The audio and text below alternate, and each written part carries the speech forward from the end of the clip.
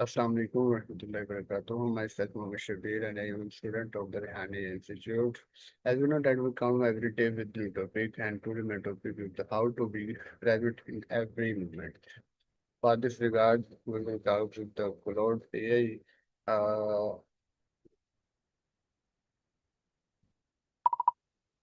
Hello, hello, Claude a.i. Hey there, Shabir. How's it going? Okay, today my topic is how to be present in every moment. So in this regard, what does it mean to truly live in the present moment? I think you're asking about living in the present moment. That's a pretty philosophical question. Truly, being present means paying attention to what's happening right now rather than dwelling on the past or worrying about the future.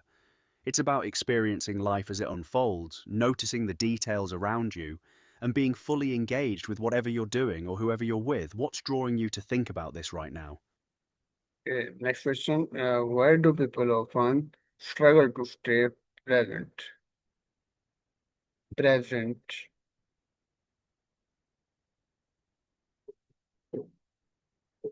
Good question. People often struggle to stay present because our minds are naturally wired to plan ahead and replay past events. It's how we've evolved to survive. We're also constantly bombarded with distractions like phones and notifications that pull our attention away. Plus, being present can feel uncomfortable sometimes because it means sitting with difficult emotions or boredom rather than escaping into distraction. Does that resonate with you?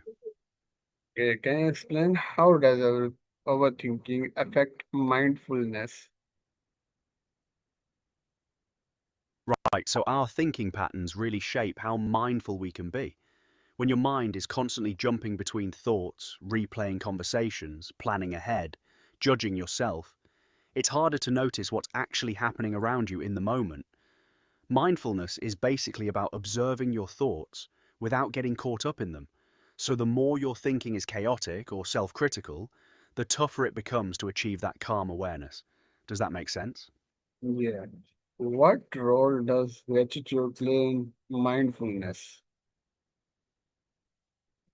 Gratitude and mindfulness work beautifully together, actually. When you practice gratitude, you're naturally anchoring yourself in the present moment, noticing something good that's happening right now rather than getting lost in worry or regret. It also shifts your mental state from scarcity to abundance, which makes it easier to be fully present and aware. They really reinforce each other. Are you thinking about incorporating more gratitude into your daily practice? Yeah. How can social media distract us from the present?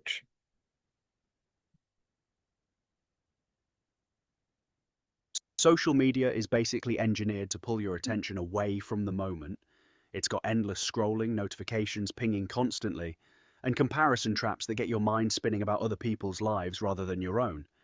You're constantly living in your phone instead of experiencing what's right in front of you, and it trains your brain to crave that next dopamine hit rather than settle into presence.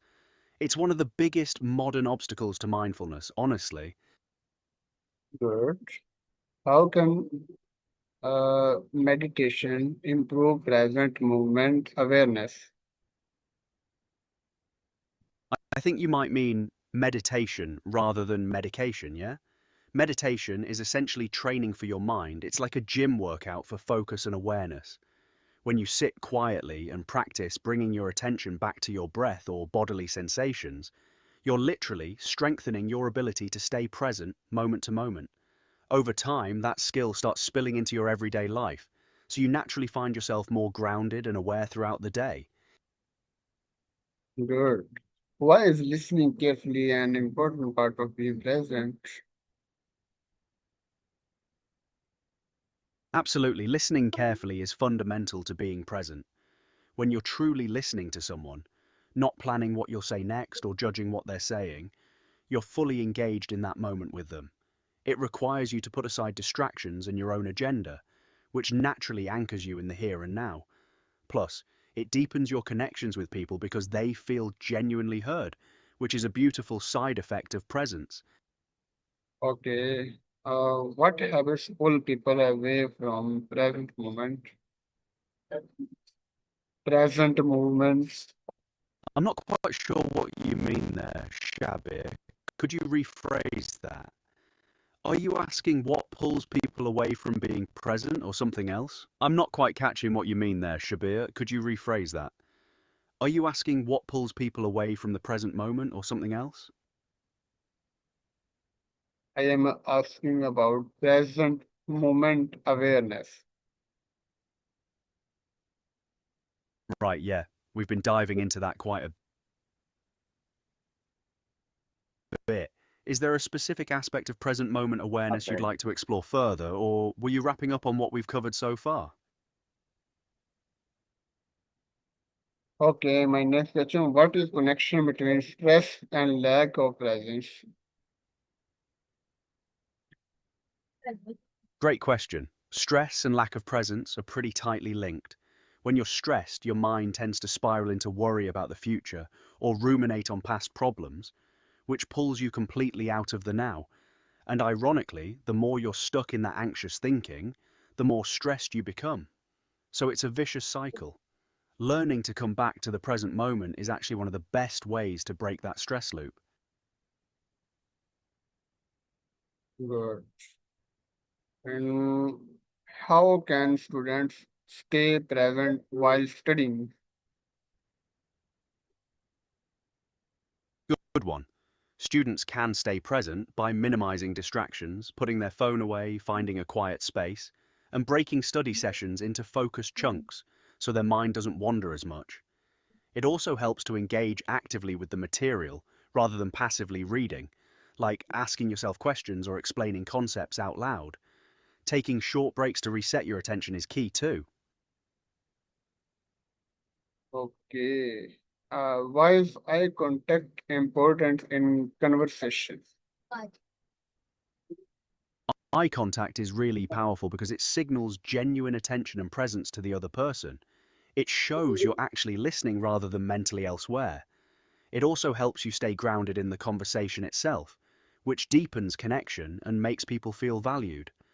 Plus, it's harder to get distracted by your phone or random thoughts when you're looking someone in the eye. Good. How can mindfulness improve relationships?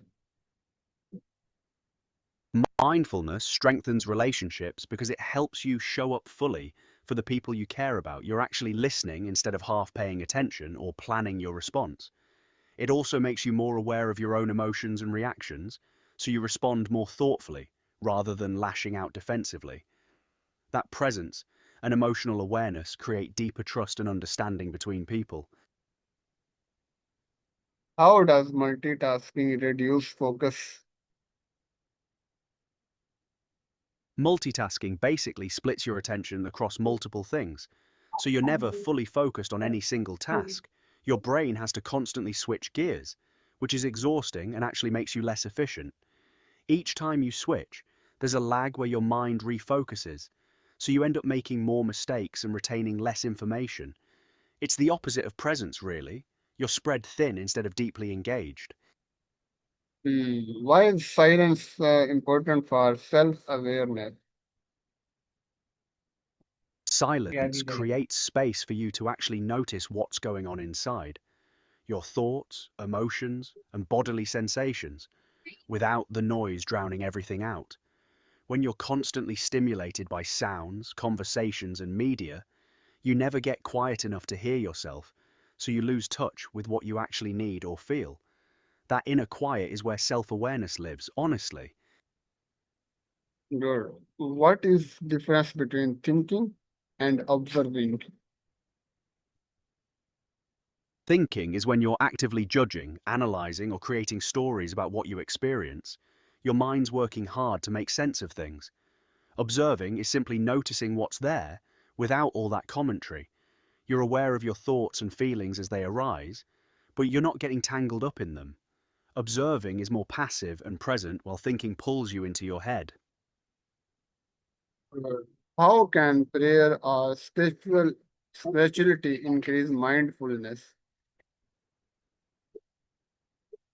Spirituality, whether that's through religion, nature, or something else, can deepen mindfulness because it often involves practices like prayer, meditation, or reflection that naturally anchor you in the present moment. It also tends to shift your focus towards something larger than yourself, which can quiet the ego's constant chatter and help you feel more connected to what's happening around you right now. Does spirituality play a role in your own practice? Good. What role does self-control play in staying present? Self-control is crucial because staying present requires you to resist the urge to check your phone, zone out, or get pulled into distraction. It's an active choice you make, moment to moment. Without that discipline, you'll naturally drift back into autopilot or escapism. So building self-control strengthens your ability to keep returning to presence. It's like a muscle you exercise every time you choose awareness over distraction. Excellent. How can a person avoid worrying about the future?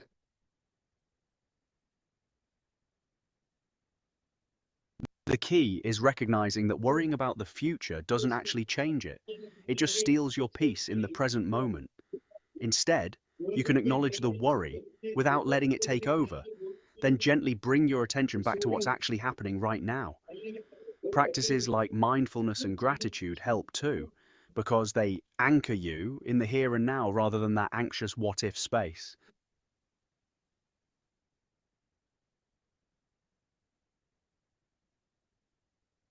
Okay. How can letting go of the past improve mental peace? Letting go of the past frees up mental energy that you've been using to replay regrets, resentments, or old hurts. That stuff keeps your mind trapped in a loop rather than open to the present. When you release it, there's suddenly space for peace and clarity, and you're not constantly battling that internal commentary about what you should have done differently. It's liberating, honestly. Hmm. Why do many people miss beautiful moments in life? People miss beautiful moments because they're too caught up in their heads, worrying about the future, replaying the past, or just going through life on autopilot without actually noticing what's around them. They're physically present, but mentally elsewhere, scrolling through their phone or lost in thought, instead of truly experiencing the moment as it unfolds. It's why mindfulness and presence are so valuable. They help you actually live your life instead of just letting it pass by. How can mindful eating improve health and awareness? I'm not quite catching that one, Shabir. Could you rephrase that?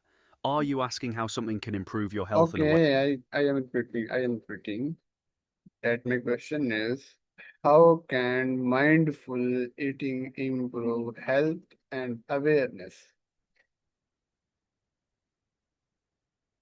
Mindful eating is brilliant for both. When you slow down and actually pay attention to your food, noticing the flavors, textures, and how your body feels, you naturally eat less because you're tuned into fullness cues instead of mindlessly wolfing things down.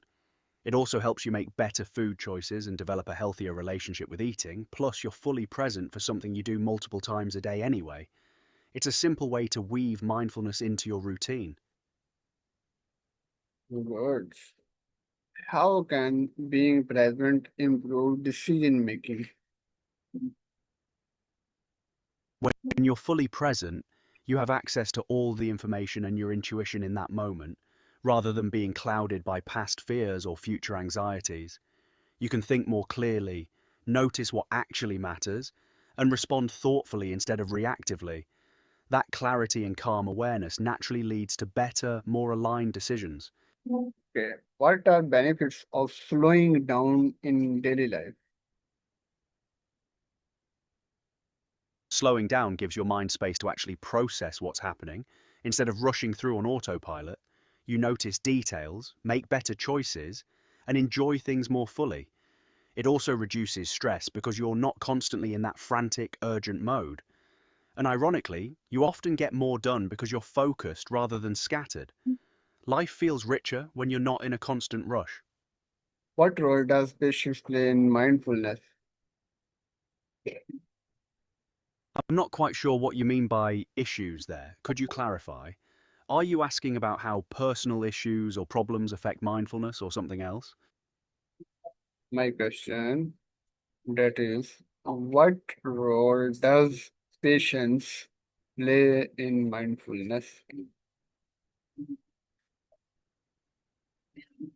Patience is essential to mindfulness. Patience allows you to sit with discomfort, boredom, or difficult emotions without immediately trying to escape them.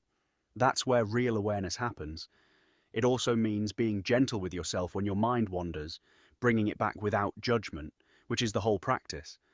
Without patience, you'd give up the moment things get tough. Okay, how can technology be used more mindfully? You can use technology more mindfully by being intentional about it, setting specific times to check your phone rather than constantly turning off notifications, and choosing apps that genuinely serve you instead of just scrolling endlessly. It's also about noticing when you're reaching for your device out of habit or boredom rather than actual need, and pausing to ask yourself if it's worth pulling you out of the present moment. Technology's a tool, not a master. Why is it important to notice small detail around you? Noticing small details anchors you deeply in the present moment. A bird singing, the way light hits a wall, the taste of your coffee, because your attention has to be right here and now to catch them. It also brings richness and wonder back into everyday life, which sounds poetic, but actually shifts your whole mood and perspective. Plus, those small details often hold meaning you'd miss if you were rushing through. Okay, how can mindfulness help during difficult situations? Mindfulness helps in tough moments because it creates space between what's happening and how you react. Instead of spiraling into panic or emotion, you can observe what's going on with some calm awareness. That clarity lets you respond more wisely rather than just reacting from fear. And it also reminds you that difficult feelings are temporary and don't define the whole situation. It's genuinely grounding when things get hard. Hmm. What does living on autopilot mean? Living on autopilot means going through life on cruise control. You're doing things habitually without actually being aware of what you're doing or why. You brush your teeth, drive to work, eat meals, scroll your phone, all without really noticing or engaging. So life just sort of happens to you rather than you actively living it. It's the opposite of presence, really. You're awake physically but asleep mentally. What activities make you feel fully present? That's a lovely question, but I should be honest, I'm an AI, so I don't actually experience presence or activities the way you do. But I'm curious what that's like for you. What activities make you feel most fully present and alive?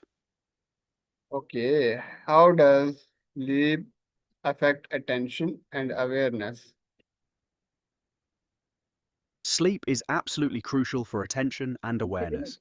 When you're well rested, your mind is sharp and you can actually focus and stay present, whereas sleep deprivation leaves you foggy and scattered.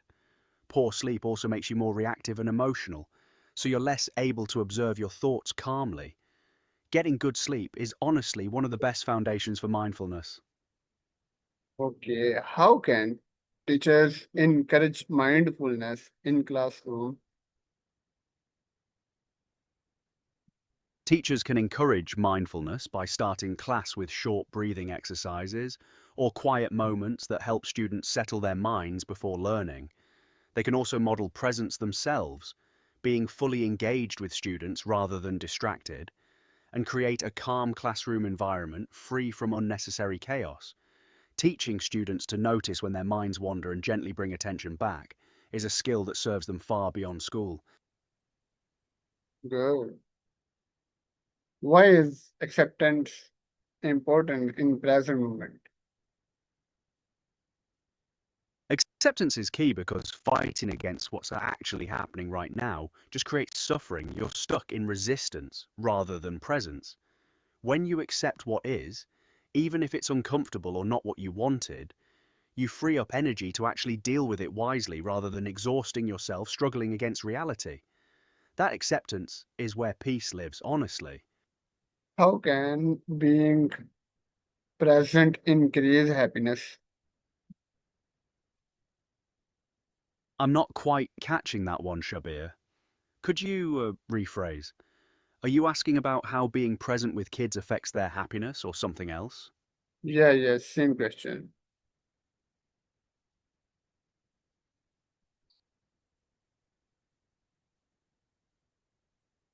Be-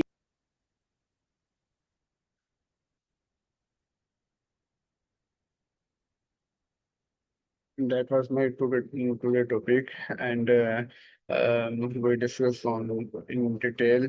I hope you will learn many things from this. We will meet next time with new topic.